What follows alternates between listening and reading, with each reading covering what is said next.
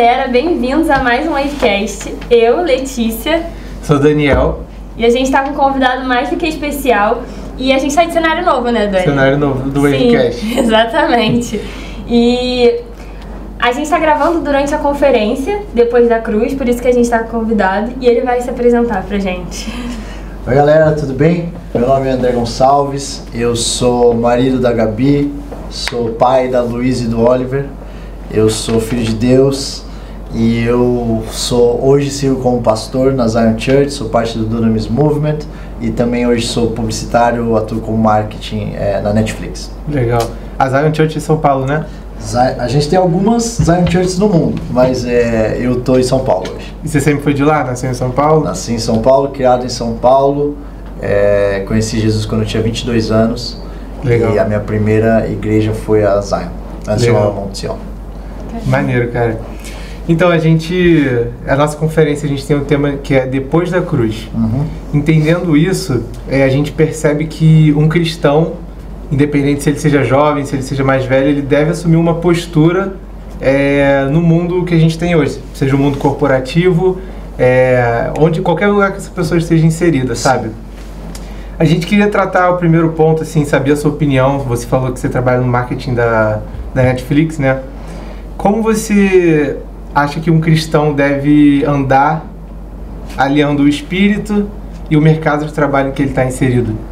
Tá. Sabe? Você acha que tem alguma diferença entre o serviço que ele vai prestar dentro da igreja ou o serviço que ele vai prestar no ambiente secular, assim? Tá. Eu acredito que todos nós somos missionários em tempo integral. A gente costuma falar, né? Você é tempo integral ou não é tempo integral? Eu não gosto muito dessa definição. Eu acredito que todo mundo, você aceitou Jesus depois da cruz, você é um missionário em tempo integral. Sim. Você vive, é o que a palavra de Deus ensina. O apóstolo Paulo vai dizer, não sou mais eu que vivo, mas Jesus Cristo que vive dentro de mim. Então é isso que acontece, a hora que você aceita Jesus, que você é salvo, começa uma trajetória de você expandir o reino dele. Sim. Começa uma trajetória de você contar para mais gente o evangelho, as boas novas. E eu acredito que você pode fazer isso aonde você estiver. Tem pessoas que são chamadas para fazerem isso na esfera da igreja.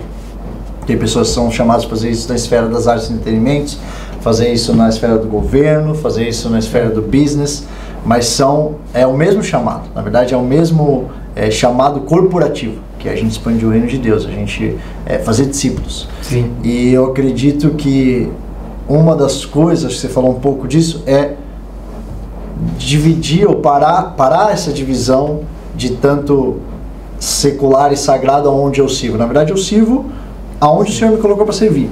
Hoje eu tenho o privilégio, na verdade, de servir dentro da igreja e no mercado de trabalho. Sim. E aí você perguntou, é a mesma coisa? Com certeza é diferente. Porque quando eu estou na igreja, eu estou servindo o corpo. A esfera da igreja é a esfera que não é só uma esfera, né? É o corpo de Cristo. É algo muito único, muito lindo. E eu tenho, vocês também, o privilégio de poder servir o corpo dele. Sim. Isso não quer dizer que ao você fazer no mercado de trabalho, você não esteja fazendo algo para o Senhor. A palavra de Deus vai dizer que a gente faz todo o nosso coração para o Senhor e não para os homens. E eu acredito que isso é uma chave para a gente fazer tudo na nossa vida. Seja família, seja ministério, seja mercado de trabalho. Independente se for um serviço focado para Deus, você fazer com todo o seu coração ali, entregando aquilo para Ele, né? É que aí que tá, eu acredito que todos os serviços são focados em Deus. Se você está com o coração no lugar certo, você entende todo o coração para Deus, Ele é quando eu estou pregando, mas Ele é também quando eu estou fazendo uma planilha. Sim. Ele é quando eu estou orando por um enfermo e Ele é também quando eu estou enviando um e-mail. Eu estou fazendo tudo para Deus. Sim. Agora, o lugar que ou as paredes que estão à minha volta variam. Legal. E assim, você falou muito claramente sobre essa questão dos dois serviços, né? E como que você entende, você sabe que foi chamado para o mercado de trabalho, mas como você também entendeu o seu chamado pastoral no meio disso, assim? Como que foi para você? Como eu disse, né, contando um pouco da minha história, eu aceitei Jesus, eu tinha 22 anos, então eu já tinha vivido bastante coisa, nunca tinha pisado numa igreja antes, e eu conheci Jesus através da vida da minha esposa, hoje minha esposa. Na época a gente se conheceu no trabalho, então a gente era estagiário junto. E daí a Gabi me levou para a igreja dela, que era Monte Sião na época, uma igreja pequena, lá em São Paulo, na época pequena. E lá eu aceitei Jesus, e quando eu aceitei Jesus, então a gente no Dunamis, nas áreas, a gente fala muito sobre as esferas, então sempre foi meu pastor Teófilo Hayashi, ele sempre me levou muito para entender isso. Então desde o começo eu entendi, beleza, eu tô vivendo meu chamado, e aonde quer que eu esteja, né? E eu sempre achei que era no business. Então, durante boa parte da minha carreira, eu dizia, cara, beleza, eu estou fazendo lá, sou publicitário, trabalhei em outras empresas com outras marcas antes, e eu estou expandindo o reino de Deus desse jeito. Sim. Só que eu nunca deixei de servir na igreja. E isso é uma coisa que eu falo muito, assim, eu tenho um pouco de cautela com mensagens ou pregações que falam muito sobre o mercado de trabalho e deixam de reforçar a importância da igreja local. Porque é o corpo de Cristo. Porque é o lugar onde eu recebo, é o lugar onde eu estou aliançado, é onde eu estou recebendo do meu pastor, estou sendo corrigido, estou me submetendo, estou aprendendo coisas importantes para o mercado de trabalho. Depois a gente pode falar sobre isso, vocês vão me perguntar sobre isso, mas eu acredito que hoje não existe um centro de treinamento maior do que a igreja de Cristo. Não existe. Tipo, vai fazer os cursos que for, vai para o MBA fora, cara, é óbvio que você vai aprender coisas lá, mas tem ensinamentos na igreja que você é treinado desde cedo, desde jovem, que você não tem em outro lugar no mundo, eu tenho certeza disso. Mas daí eu comecei então, entender que meu chamado era ali, só que eu servia na igreja. Então eu comecei a servir. Então primeiro eu e minha esposa, quando a gente casou em 2016, a gente teve um link, que é uma célula, não sei como é que vocês chamam aqui. Célula.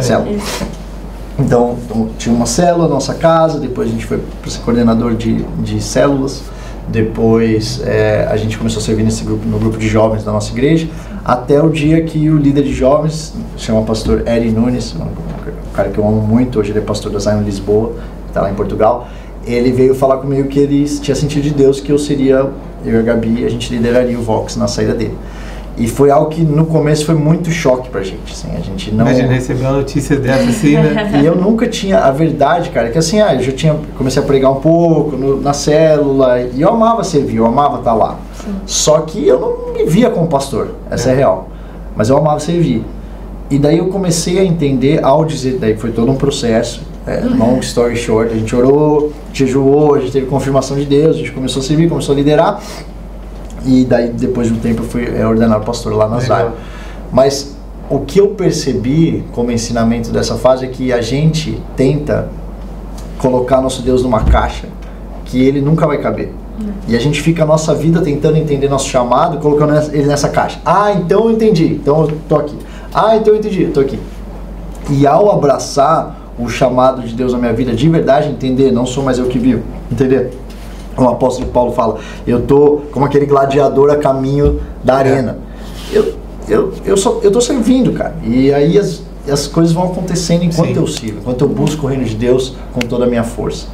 Hoje eu entendo que eu tenho um chamado, hoje eu entendo o chamado que eu tenho para a esfera da igreja porque eu servi, porque eu não me desconectei, porque eu não me despluguei. E hoje, pela graça de Deus, eu estou fazendo essas duas coisas e eu amo fazer as duas coisas. Eu amo que eu posso fazer as duas coisas hoje. A gente lida com isso através assim, da trajetória de uma pessoa na igreja. Às vezes, aqui na nossa igreja a gente passa por isso.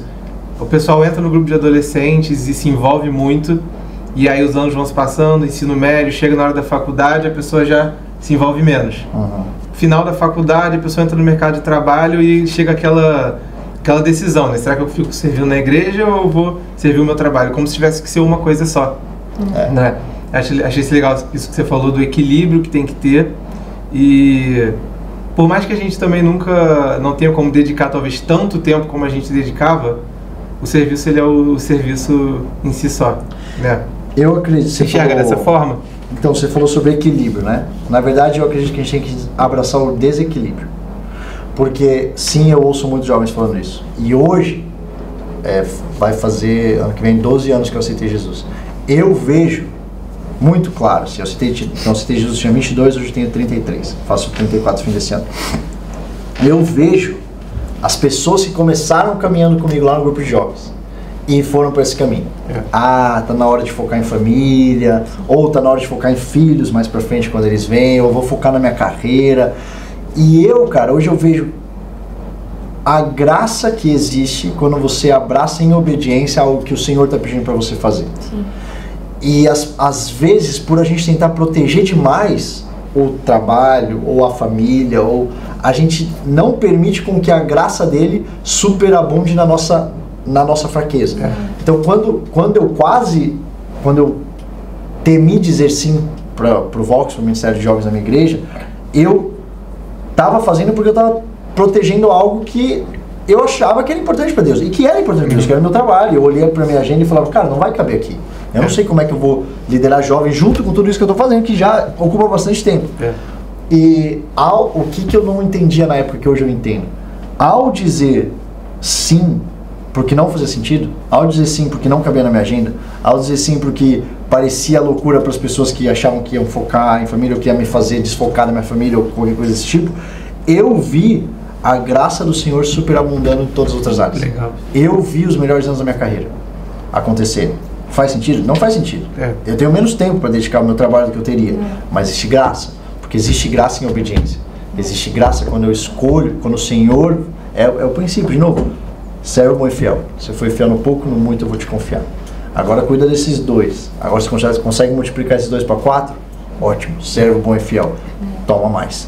E isso vai expandindo para todas as áreas da minha vida. Hoje eu sei que eu sou um pai muito melhor para os meus filhos porque eu disse sim.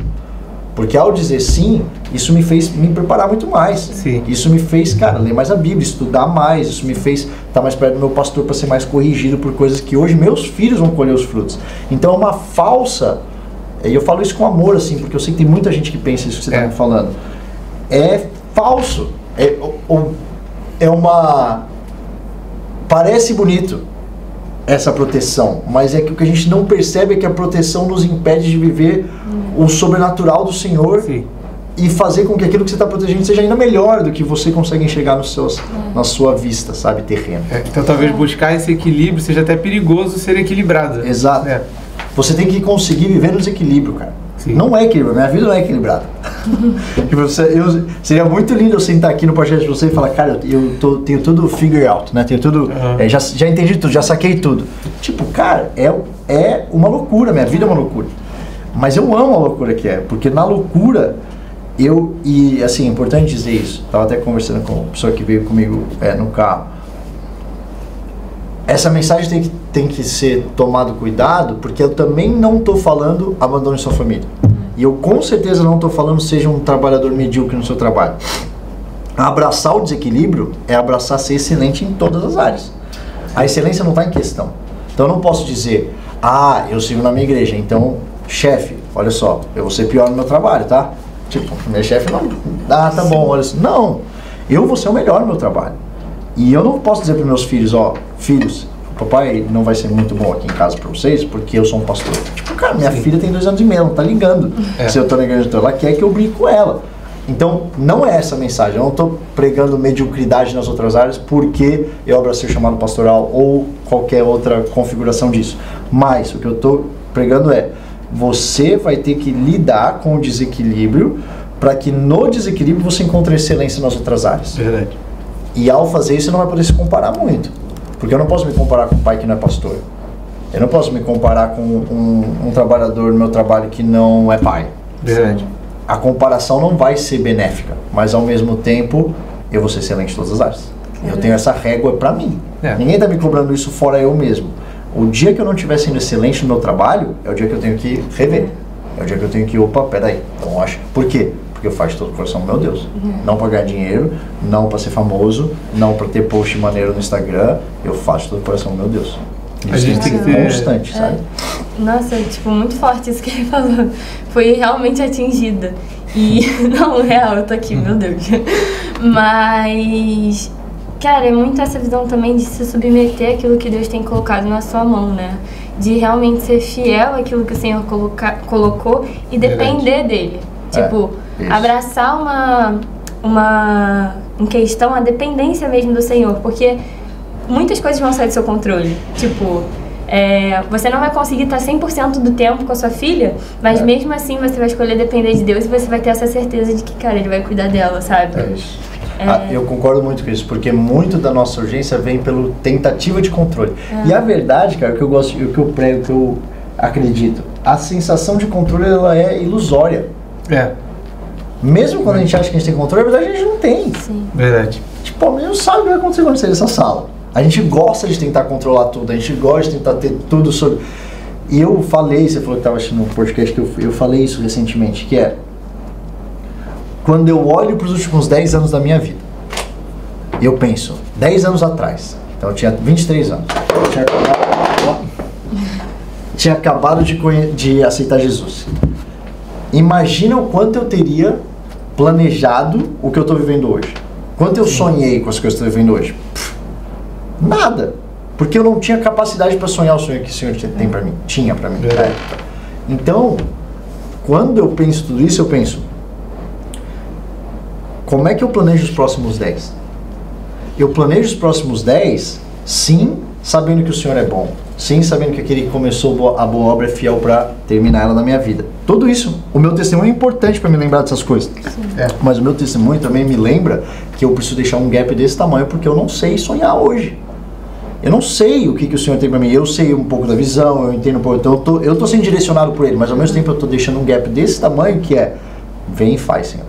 Porque eu não fui bom de sonhar os últimos 10 anos. O Senhor foi. O Senhor tinha sonhos muito melhores para mim do que eu poderia sonhar. Então hoje é a mesma coisa. Nos próximos 10 eu quero ver os sonhos dele. Sim. E se eu tiver que abrir mão amanhã do que eu tenho hoje, se amanhã ele me pedir, André, isso aqui que você teve foi bom para essa temporada, agora está na hora de trocar. Vamos embora, Senhor. Eu quero viver o teu sonho. Sim. Será que essa ideia de deixar um gap em aberto assim para o nosso futuro não pode dar uma falsa sensação de que a gente não precisa se mover também? Tipo, eu vou deixar o Senhor fazer, então eu vou ficar parado aqui esperando acontecer. É uma boa pergunta. Eu gosto de uma frase que diz... Eu já me encontrei numa situação dessa, sabe? De não saber para onde ir, achar que pelo meu esforço próprio eu não vou conseguir, eu preciso de Deus, então ficar talvez numa inércia assim, esperando Deus agir, sabe? É uma boa pergunta. Eu gosto de uma frase que fala assim, ó. Não vou saber citar ela exatamente, mas é alguma coisa assim. Faça tudo como se o Senhor não fosse aparecer. Sim. Mas saiba que ele pode aparecer a qualquer hora. Então o que é isso? Legal. O fato do Senhor poder fazer a qualquer hora não vai me fazer ficar no sofá.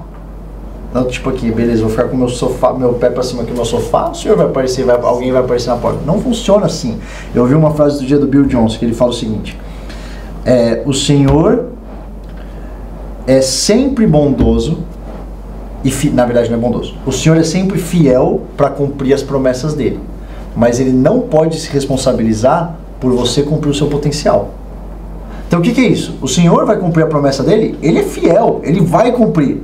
Agora, cabe a você chegar no potencial que você pode, porque você tem um livre-arbítrio. Porque o Senhor pode ter uma promessa desse tamanho para você. Se você não fizer nada para chegar lá, meu irmão, você não vai viver ela. E não adianta você se responsabilizar a Deus, você não fez nada. Sim. O Senhor estava com aquilo. E muita gente fala assim, poxa vida, o Senhor não apareceu. Cara, às vezes é porque você não fez a parte. Porque Ele te mostrou, olha aqui, ó, você pode viver essa visão para sua vida. Você tem um sonho. Você acorda de um sonho profético na sua vida. Você é uma visão, cara, incrível. Se você ficar no seu sofá sem fazer nada, essa visão não vai acontecer. Não vai. O Senhor vai ser menos bondoso por causa disso? Não. Mas Ele te mostrou um negócio e não fez nada, então Ele não tem o que fazer. Aí sabe o que Ele faz? Ele levanta um outro para fazer no seu lugar. Quando você vê aquilo, acho que não tem nada pior. Eu aprendi a ter uma urgência no meu coração, que eu aprendi com o meu pastor, que é, eu vou fazer de tudo, todas as minhas energias nessa terra, para viver tudo que eu tenho para viver nessa terra. Porque a gente vai viver a eternidade. A eternidade, a gente é salvo. A eternidade está lá, está nos aguardando. Por que a gente está aqui, então? Eu não estou nos acréscimos. Entendeu? Tipo, eu fui salvo, agora eu entrei nos acréscimos, quando o Senhor me levar, me levou. Não. Tipo, esperando acabar, né? Se eu tô aqui, mano, porque tem alguma coisa para eu viver, e eu não quero chegar na frente do Senhor e ouvir Ele dizendo, nossa, você tinha tudo isso aqui, ó. Ó a prateleira que você tinha aqui para viver na terra. Você não viveu, porque você não foi usado o suficiente, porque você não teve fé o suficiente, porque você não saiu do sofá. Tipo, cara, eu não vou. Eu vou me mover. Sim. Eu vou me mover. Prefiro até ir para mais. Prefiro ir um pouquinho mais e ter que voltar do que chegar lá e saber que eu tinha tanta coisa para viver que eu não vivi, cara. E levar o máximo de gente com você também. É isso. E quando você tem filhos, sei que vocês não têm, vocês ainda estão jovens, mas quando você tem filhos, isso é exponencial. A noção disso, porque uma vez eu estava meditando no Gênesis 11, o final de Gênesis 11 termina com a história do pai de Abraão. A história do pai de Abraão, Terá, é que ele era para ir para Canaã. O último versículo, penúltimo versículo 31, se não me engano, ele vai dizer, Terá, sai da sua casa para ir para Canaã, mas alguma coisa faz ele parar no meio do caminho, ele não chega em Canaã. E daí você começa Gênesis 12 é o Senhor falando para Abraão, Abraão, sai da tua parentela e vai para onde? Para Canaã. Abraão teve que fazer um sacrifício de sair da parentela dele, porque o pai dele não chegou até o lugar que o Senhor tinha pedido para ele ir. Não sei o que aconteceu, a Bíblia não diz o que aconteceu. A gente só pode ter hipóteses sobre o que aconteceu, o que fez ele não chegar até lá. Mas quando eu vejo isso, e hoje na vida dos meus filhos, eu penso, cara, eu não quero que meus filhos tenham que pagar o preço por um sacrifício que eu não tive disposto a fazer. Então se o Senhor está me falando para ir para Canaã, eu vou para Canaã. Porque tem algo em Canaã que não é para mim, tem algo em Canaã que é para meus filhos, tem algo em Canaã que é para meus netos, tem algo na promessa que o Senhor está me dando que é para eles. Então eu preciso, é para uma geração talvez, é para pessoas, eu estou capinando mato porque vai ter uma geração que vai vir atrás e eu vou dizer, cara, eu vim até aqui, então, cuidado para não errar essa bifurcação, que essa bifurcação é perigosa. Agora, essa aqui é massa. Pega essa direção aqui. Sim. Eu estou disposto a fazer isso para que pessoas possam, para que meus filhos possam ver, para que meus netos possam ver. E até, tipo, os seus filhos vão ter desafios diferentes na geração deles, onde eles vão ser motivados a fazer aquilo e entender também, tipo, que temporada Deus colocou eles. Tipo, a história do pai deles e a história agora, a história que eles vão assumir agora como papel, né? Exatamente. Eles já vão ter desafios suficientes. Que eles não tenham que pagar o deles e os meus. Eles vão ter os deles. E eles têm que ter os deles. Mas que os meus não. Os meus eu vou ter certeza que eu paguei. Sim. É verdade, eu sempre converso isso, eu tenho um amigo que a gente fala disso, tipo assim, às vezes brota aquela dúvida no coração, tipo, cara, será que eu vou conseguir entregar aos meus filhos mais do que meu pai me entregou? Sabe, é uma questão de talvez honrar a ida do meu pai a Canaã para que os meus filhos não tenham que ir, sabe? É interessante. Quando você chegar nesse momento da vida, essa reflexão vem muito. O que os meus pais construíram, o que eu vou construir, o que vai ser diferente, o que vai ser bom, o que eu honro, mas vou fazer diferente. Isso é uma que eu vou deixar etapa do caminho. Agora, deixa eu só falar uma coisa, porque isso aqui não é só para pais. Eu, como líder de jovens, eu costumo falar para eles, e eu falava isso antes de eu ter filho, eu falava, vocês não enxergam isso ainda, vocês têm 18, 19, 20 anos, eu estou pregando para os seus filhos. Porque ao eu pregar para jovens, como líder de jovem, eu tenho que acreditar que aquilo está transformando uma geração. Eu tenho que acreditar que aquele menino que está com 18, 19 anos e está ouvindo a mensagem do Senhor através da minha vida, ele vai resolver ficar em casa e vai amar a esposa. E porque ele vai fazer isso, vai ser fiel, os filhos dele não vão ter que ver um pai infiel em casa como tantos filhos tiveram que ver nessa nossa geração. Então você tem que ver, o pensamento multigeracional, ele não é só para quem tem filho. O pensamento multigeracional é o pensamento que nos faz construir com mais ousadia, persistência, resistência. Meu irmão, bati a cabeça na parede uma vez, não tem problema. Não tô vendo que eu falo, cara, Brasil não muda, Brasil não muda, Brasil não muda. Tá bom, sabe o que vai fazer você continuar construindo? A sensação que seus netos vão ter que ter um Brasil melhor, meus filhos vão ter que crescer um Brasil melhor. Eu não posso me dar o luxo de parar. Verdade. Não posso parar. Nossa, mas o presidente, mas essa gestão... Cara, eu vou continuar. Nada vai me fazer desistir, porque eu vou ver a geração deles ter uma vida, ou vou morrer tentando, mas eu vou dar minha vida por esse negócio. Sim. E todo momento é momento de tentar, né? Tipo, todo momento é momento de arriscar. E fundo mesmo. E a nossa... Desculpa. Pode eu fico empolgado com essas coisas. Você percebe, né? Vocês estão com vocês vão me parando aí. Fala. Não, pode falar. Não, real.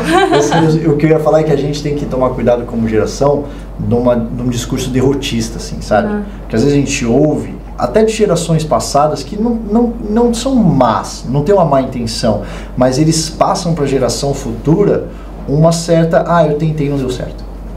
Eu acreditei nisso. Um dia o Senhor deu um sonho parecido pra gente, a gente tentou e não foi. Eu já tive conversa com pessoas de outras gerações que eu disse com muito amor, tipo, cara, eu entendo quão frustrante foi pra vocês. Eu entendo que lá não deu certo. Mas você precisa passar pra gente, pelo menos que pode acontecer. Porque eu acredito que o Senhor que estava tentando fazer com vocês, ele é o mesmo. Que é o que a gente falou, cara, talvez, assim, sei lá, há décadas atrás, uma geração anterior tentou e não viu acontecer. Isso não quer dizer que a gente não vai ver. Sim. Porque talvez teve um erro lá atrás que agora a gente vai aprender e vai fazer diferente. Mas a gente tem que tomar um pouco de cuidado, sabe, com esse... Qual é o discurso que está te motivando? Porque o que te motiva tem que ser o poder do seu Deus. O Senhor sempre vai ser maior que qualquer gigante que estiver na sua frente. E isso é o que fez Davi olhar e dizer, peraí, esse gigante aí que vocês estão temendo, meu Deus matou o urso. O meu Deus matou o leão. E eu amo que, quando estou pregando sobre isso, eu digo assim, a gente acha que essa fala de Davi é muito normal, né? Muito racional. Sim. Óbvio, Davi tinha visto Deus matar o urso e o leão, mas isso não quer dizer que Deus ia ajudar ele a matar um gigante. É completamente diferente se lutar com... É difícil? É difícil. Mas o Davi entendeu que não era sobre o urso. Davi entendeu que não era sobre o leão. Davi entendeu que era o Deus dele que tinha feito com que ele passasse aquela dificuldade e ia fazer com que ele passasse aquela. Verdade. E a gente passa essas dificuldades, você já passou alguma dentro do mercado de trabalho? Talvez uma pressão, tipo, sei lá, ser demitido, não consegue entregar um projeto, já teve alguma dificuldade? Muitas. Assim? Deus todo dia. Estava ali. Todo dia. Dificuldade eu tenho todo dia. Toda semana tem uma nova. A gente acha que a vida com Jesus no mercado de trabalho é uma vida só de vitórias, e não é. Não é, cara. É decepção, é pessoa puxando o seu tapete, é pessoa... Tem muito disso. Totalmente. E muitas vezes eu falo para jovens no mercado de trabalho que eles não podem se iludir que eles estão sozinhos. Uma das piores coisas para quem está atuando no mercado de trabalho é esse pensamento: ninguém me entende. Ninguém sabe como é que é estar aqui. Só eu sei o que é ser o único cristão aqui. É um lugar muito escuro, é um lugar... E cara, você precisa entender, primeiro, se o Senhor te colocou aí, quem sabe não é, porque é para você brilhar a luz dele aí. Não tem ninguém mais, então é você. É o famoso, só tem tu, vai tu mesmo. Então, irmão, você é o único crente aí, então você vai ter que brilhar a luz de Jesus, você vai ter que ser diferente, você vai ter que se separar, você vai ter que se santificar nesse lugar. E ao mesmo tempo, você entender, você tem o Espírito Santo, se você é cheio do Espírito Santo, você nunca vai estar sozinho. E você tem que se circular, tem que se cercar de pessoas que têm a mesma fé que você. Sim. Aqui na igreja, no grupo de jovens. Essa comunidade ela é muito importante porque de segunda a sexta talvez você esteja sozinho, na sua faculdade ou no seu trabalho, mas aí você liga pro seu brother, você liga pro seu amigo, você tem essas pessoas, tipo, cara, eu tive um dia difícil. Sim. Ora por mim, por isso, por isso. E vão ser as pessoas que vão te lembrar do seu destino. Vão te lembrar, cara, esse emprego aí é passageiro. Você não vai ficar aí o resto da sua vida. Mas o Senhor colocou você agora, então deve ter um propósito nisso. Continua, persevera, faz seu melhor. Você precisa entender que você não está sozinho porque o Espírito Santo está com você, e você não está sozinho porque você tem que se cercar de pessoas que vão te lembrar de quem é seu Deus. E eu acho que essas decisões são muito, ainda mais quando você toma um risco e você vive no mercado de trabalho realmente, tipo, você se cerca de pessoas que às vezes não têm a mesma fé que você, na maior parte das vezes. E, cara, é um momento também onde você vai ser forjado por Deus ali, sabe? Porque em muitos momentos alguém vai falar algo contra sua fé. E aí você vai falar, meu Deus, o que é isso? O que é isso aqui que tá acontecendo? E você vai de encontro, mas vai ser sua chefe, sabe? E você ainda assim vai precisar se posicionar naquele ambiente. E realmente é desafiador. Eu acho que esse é o ponto também. Tipo, quando a gente sai... Porque eu penso que quando a gente se cerca de pessoas, a gente vive até dentro de uma bolha, né? Quando eu só ando com crente, eu só vivo dentro de uma bolha. E quando eu saio da bolha, aí que eu sou realmente desafiada a brilhar a luz que Deus me deu no lugar onde eu tô, como você falou. E aí, enfim, eu fiquei pensando um pouco nisso. É verdade. Às vezes esse desafio talvez não seja nenhuma pessoa. Tipo, eu tava falando com o André antes de a gente começar que a gente fez a mesma faculdade, a SPM. Faculdade de marketing, né? Entretenimento. E, pô, esse mundo de entretenimento, cara, se você tá muito enraizado ali dentro, tem muita gente que pode ser derrubada, sabe? Tem muita oportunidade que realmente vem pra testar quem tá ali dentro. Tipo, um exemplo que eu queria chegar eu tenho um conhecido que ele é cristão e ele recebeu uma proposta de trabalhar numa empresa de cigarro. E independente do que a pessoa acha, você acha que existe um limite para onde o cristão, para uma área que o cristão vai atuar, sabe? Talvez uma empresa de bebida alcoólica, sei lá, era mais esse assunto assim, teria uma pergunta formada, mas é uma questão que eu já pensei muito sobre isso, né? Será que eu, tendo uma super oportunidade, seria a luz lá dentro, mas eu estaria sendo estaria apoiando esse tipo de trabalho condizente? Sim, condizente. Sim.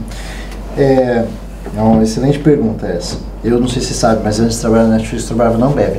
Ambev, aí, por exemplo. Então, é uma pergunta bem cabível, ainda mais no meu currículo. O que eu penso é o seguinte: tem histórias muito lindas de avivamento, de pessoas que foram usadas por Deus grandemente no mundo através de trabalhos não convencionais. Eu acho que volta um pouco para o meu argumento de não colocar Deus numa caixa. Deus, e se você estuda a história da igreja, tem assim, não quero falar nomes, mas assim, tem grandes marcas de cerveja que foram financiadas ou que são até hoje de cristãos que investem bilhões em missões através daquilo que é gerado com isso. Então, se você estuda a história, o Senhor já fez de formas incríveis, assim, o Senhor já levantou pessoas de lugares improváveis. Se o Senhor levantou Saulo, que perseguia cristãos, sim.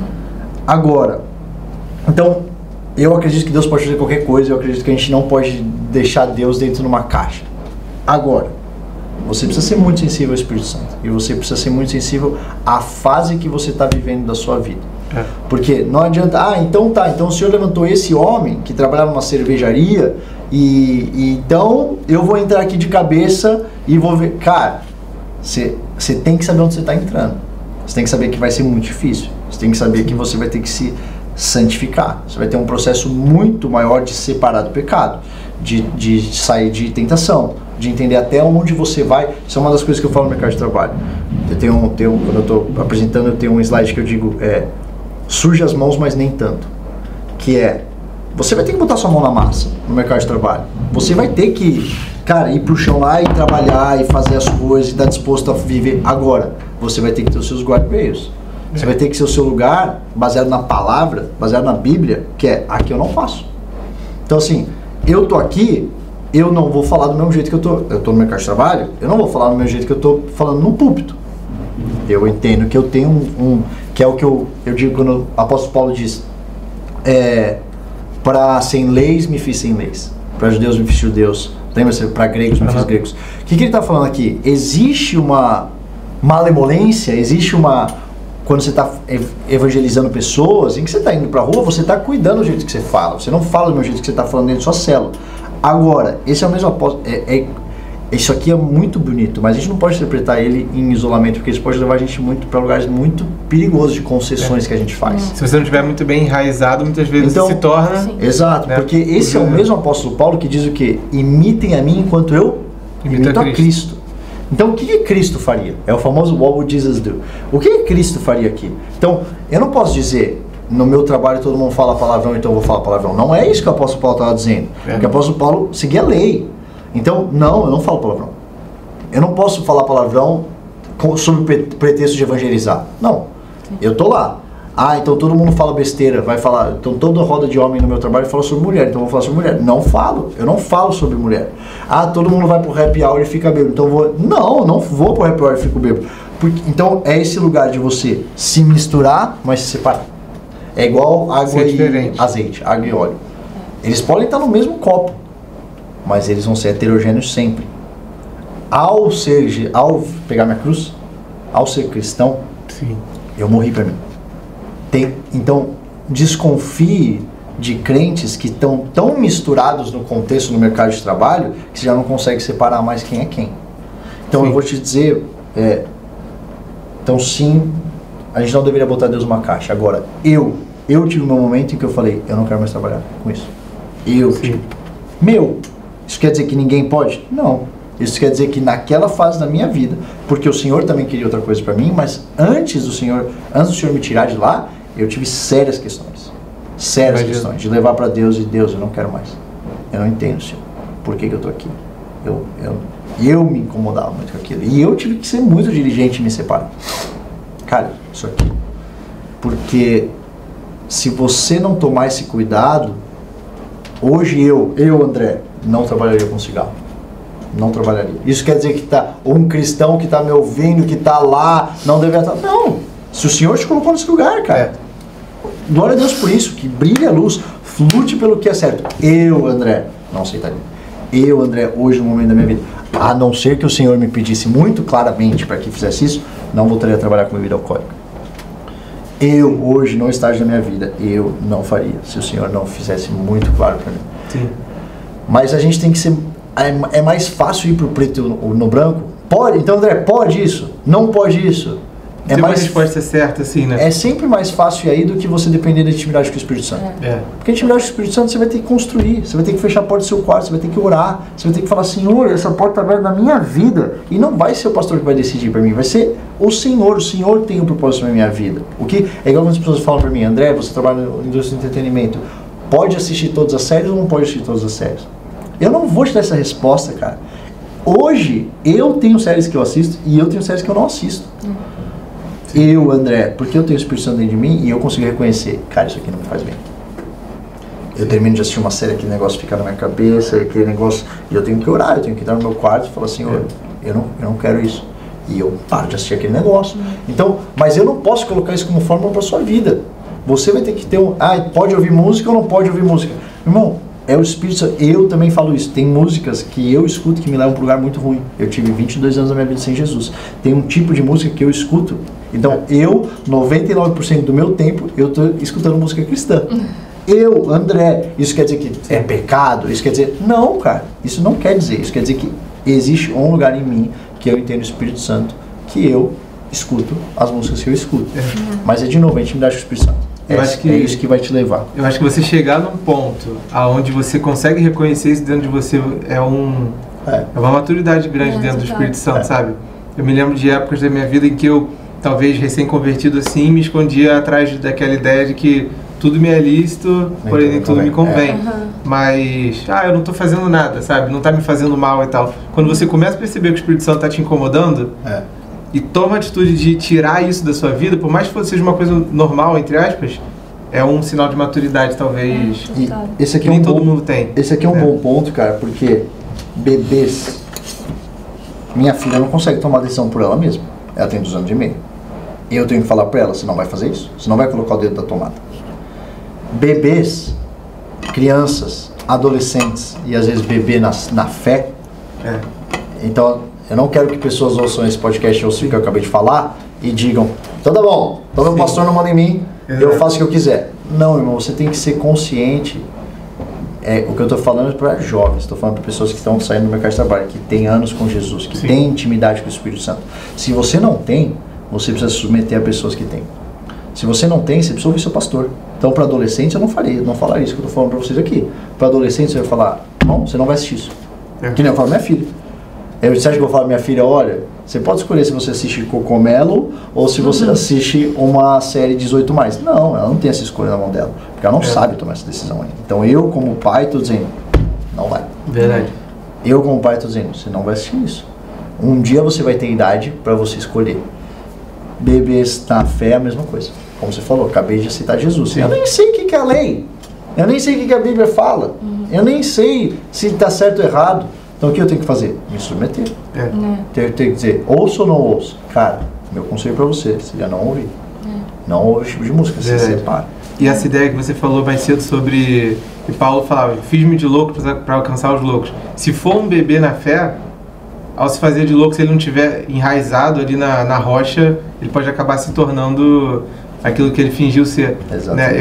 Eu lembro de ter tratado isso numa célula recentemente, que falaram assim, que antes de Paulo iniciar a caminhada dele e ir para todos os lugares que ele foi, ou antes de Jesus começar o ministério dele, foram anos de treinamento, de estudo, de se firmar na rocha e na palavra, né? Às vezes um cristão com aquele entusiasmo de iniciar no mercado de trabalho, fala assim, cara, vou trabalhar com cigarro porque eu quero ser luz ali dentro, sabe? E muitas vezes, se ele não estiver firmado, ele acaba se tornando aquele cristão que você nem reconhece, nem consegue distinguir, que você falou, né? E o que ficou muito também na minha mente é que, às vezes, as coisas podem parecer muito lícitas, né? Mas não necessariamente porque elas são lícitas, elas vão fazer bem pra gente. Tipo, não porque elas parecem, tá tudo bem fazer isso e tal, aquilo não vai atingir a gente. E realmente é essa coisa, tipo, cara, eu dependo do incômodo do Espírito Santo pra viver a minha vida de um relacionamento com Deus. E da palavra. Né? Porque acho que também a gente não pode ir para um lugar que eu senti de fazer, eu não senti de fazer. O que está isso na palavra? A palavra é bem clara sobre algumas coisas que você pode e você não pode fazer. Então, exatamente. Não tem dúvida.